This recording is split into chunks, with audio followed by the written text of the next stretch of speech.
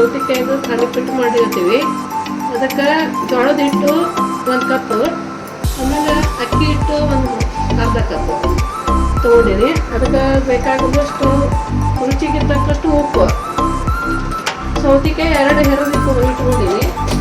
ಆಮೇಲೆ ಖಾರ ಪುಡಿ ಒಂದು 2 ಚಮಚ, ನಿಮ್ಗೆ ಬೇಕಾದಷ್ಟು ಖಾರ ಬೇಕಂದ್ರೆ ಜಾಸ್ತಿ ಖಾರ ಮಾಡ್ಬೋದು, ಇಲ್ಲಾಂದ್ರೆ ಸ್ವಲ್ಪ ಸಪ್ಪಗೆ 2 ಚಮಚ ಖಾರ ಪುಡಿ. ಆಮೇಲೆ ಒಂದು ಸ್ವಲ್ಪ ಜೀರಿಗೆ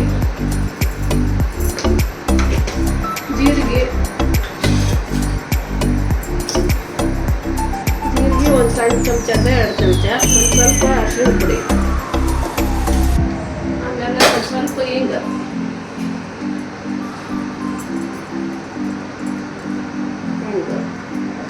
ಸೌತೆಕಾಯಿ ಮತ್ತು ಕೊತ್ತಂಬರಿ ಎಲ್ಲ ಹಾಕಿ ಕಲಿಸ್ಬೇಕು.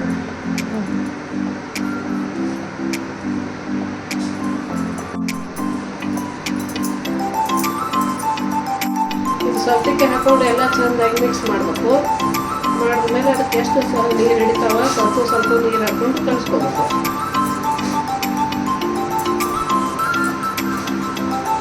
ಮನ್ಯಾಗ ಬಕ್ರಿ ತಿಂದು ಬೇಸರಾಗಿದ್ರೆ ಈ ತಾಲಿಪಟ್ಟು ಹಚ್ಕೊಂಡು ತಿನ್ಬೋದು, ರುಚಿ ಆಗ್ತವೆ.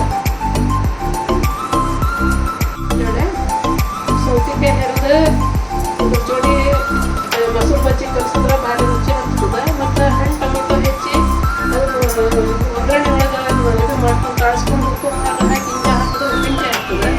ಅದು ತಾಲಿಪಟ್ಟು ಜೋಡಿ ಭಾರಿ ರುಚಿ ಆಗ್ತದೆ. ಅವ್ರು ಟ್ರೈ ಮಾಡಿ ನೋಡ್ರಿ. ಇಷ್ಟು ಈ ಥರ ಇರಬೇಕು ಹಿಟ್ಟು. ಅದ್ರ ಮೇಲೆ ಎಲ್ಲ ಎಣ್ಣೆ ಹಚ್ಚಿ